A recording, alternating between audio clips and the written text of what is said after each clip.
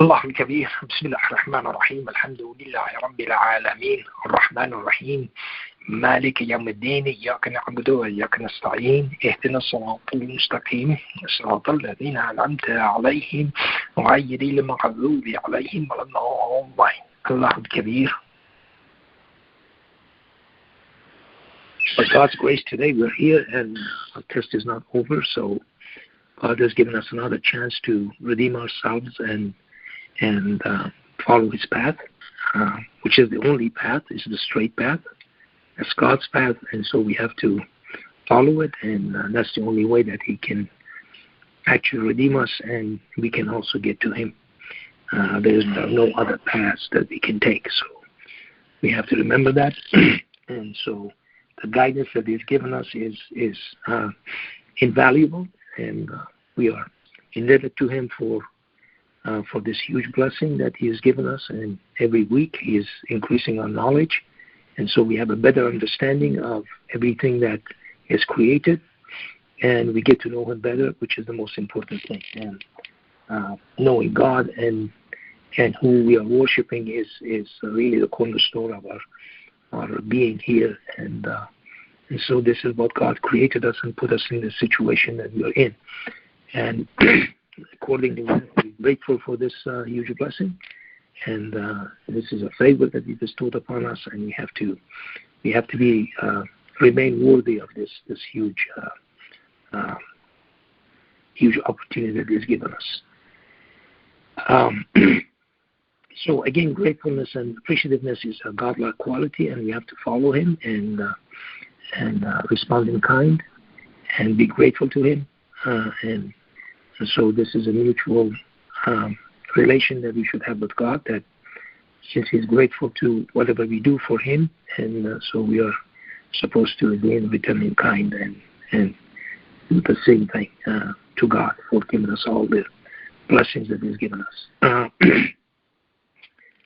What I wanted to discuss with you today is, let me go ahead and, there it is. Okay. I have one Arabic word that I spelled out on Google Translate, and wasi'atan. Wasi'atan means expanding. Okay, so, and then I put one space after that, so it would not go everywhere. Okay, so it has wasi'atan with one space after the ha there. Okay, and this also teaches another lesson. Okay, if you do not put that space there,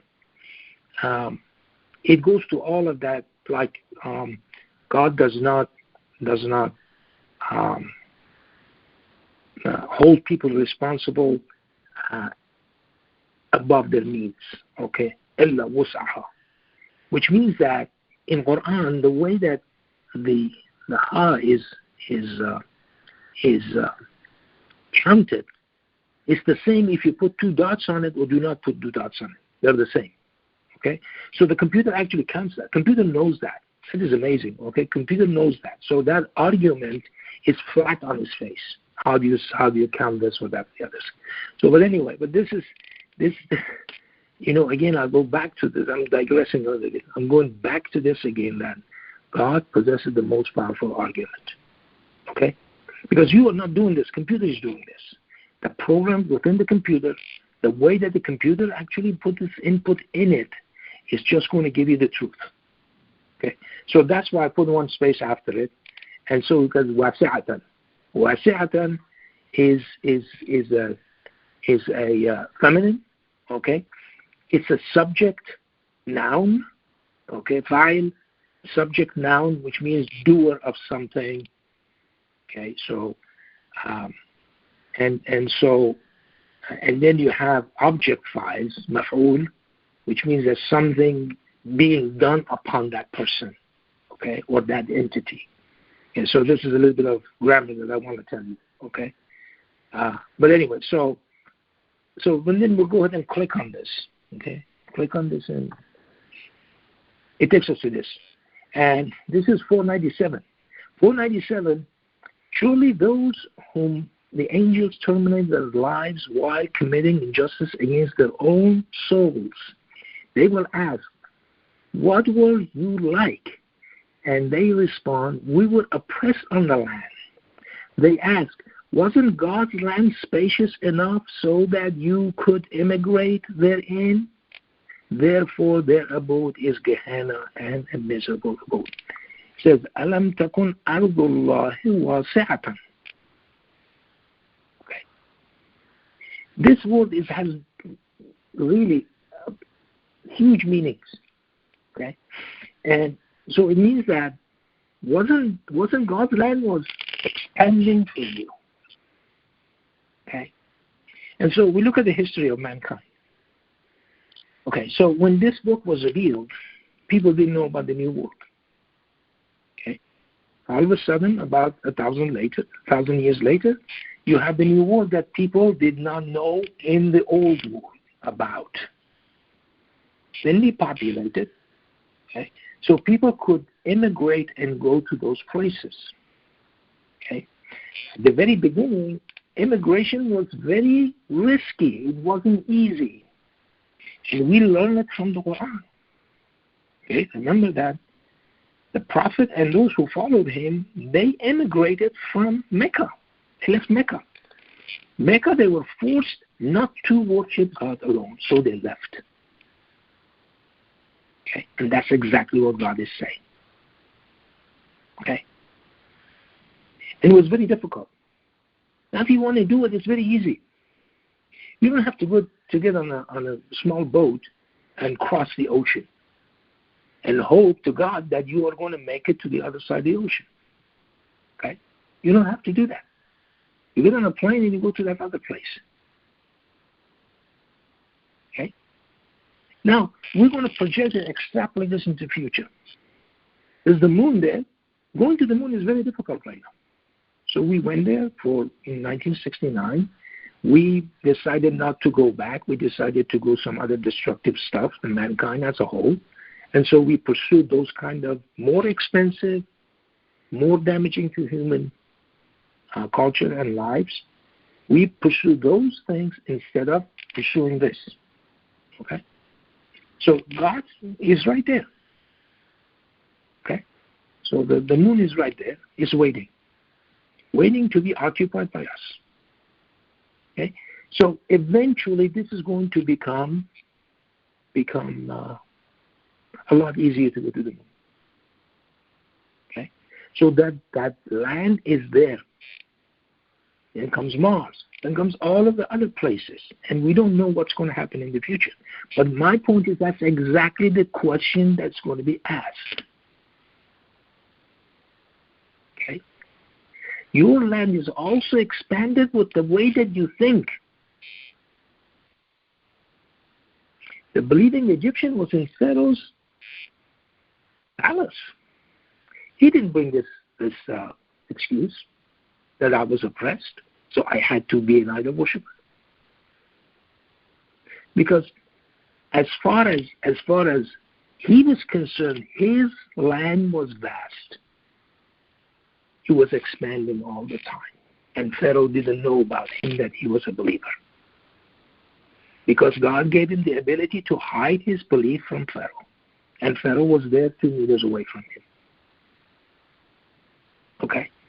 So that excuse is not going to do anything. Okay, so here I'm going to go ahead and click it again. And this is actually a different word. So I'll click another one. Okay.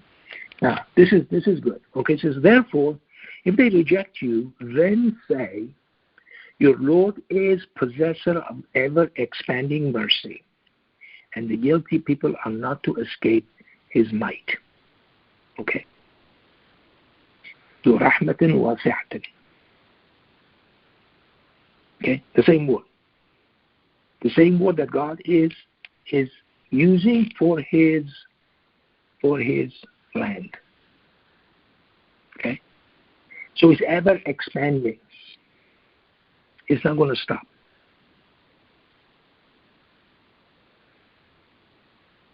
Okay? So they keep saying about this that that in cosmology that the space is is expanding. Okay? But we go to that verse, Ayatul Kursi. Ayatul Kursi, وَسَعَ كُرْسِيهُ السَّمَاوَاتِ وَالْأَرْضِ. وَسَعَ كُرْسِيهُ السَّمَاوَاتِ وَالْأَرْضِ. His dominion expanding. The vacuum and matter is always expanding. God's creation is always expanding. We go to chapter 16. Okay? He creates what you do not know. Okay? So do you think that God just created that at the very beginning and he said, okay, we're finished? That I'm finished, I'm not going to create anymore? That he is the creator. He's going to keep creating.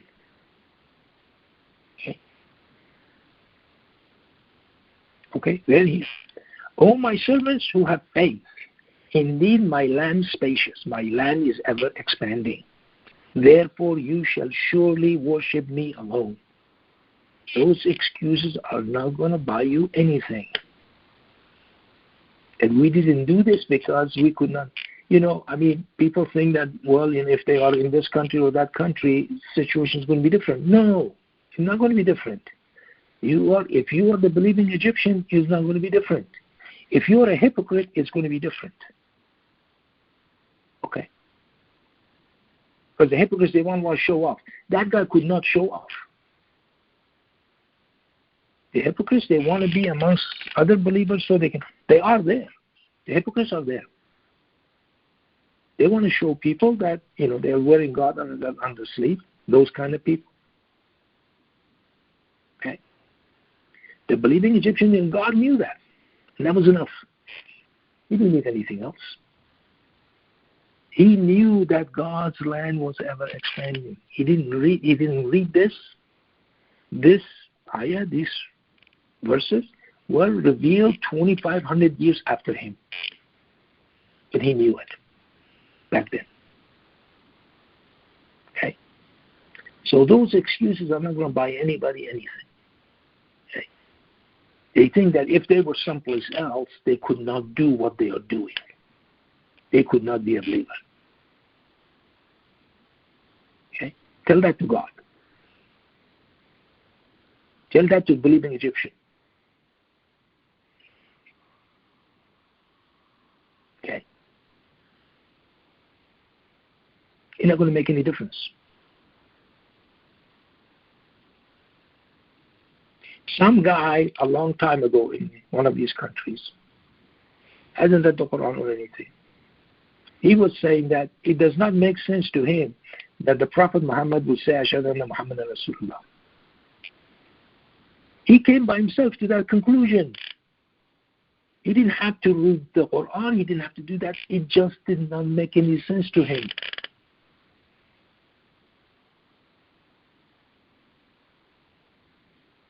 Okay. Can you imagine that? That person figured it out. Because he was a seeker of worshiping God alone, and that did not make any sense to him. No matter what they say about the Sunnah of the Prophet. It wouldn't make any difference to that person.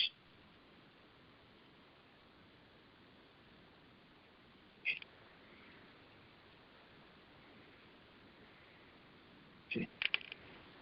It says that, say to my servants who have attained faith, that you shall fear your Lord.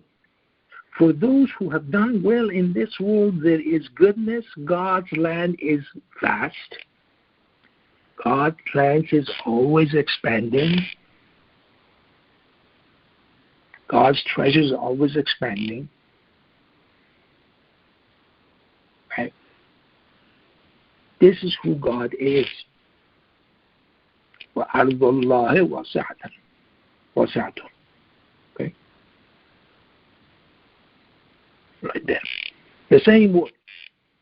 The same word that he uses for his mercy. Okay.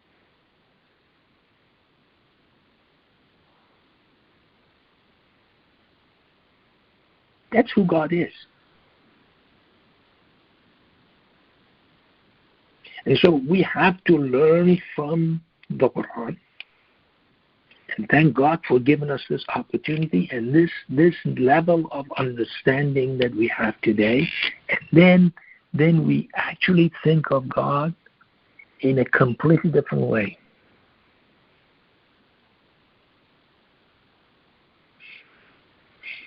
Okay, so God's greatness is just ever expanding in our mind.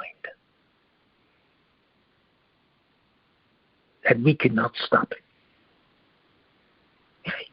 So when he says in chapter 72 that he counted the number of all things, or he assigned a number to everything. Numbers are infinite.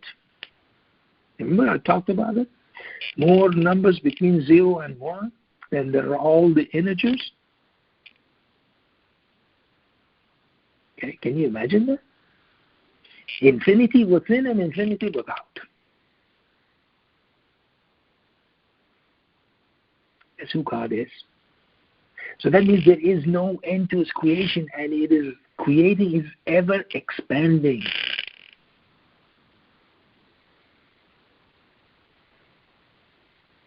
Okay?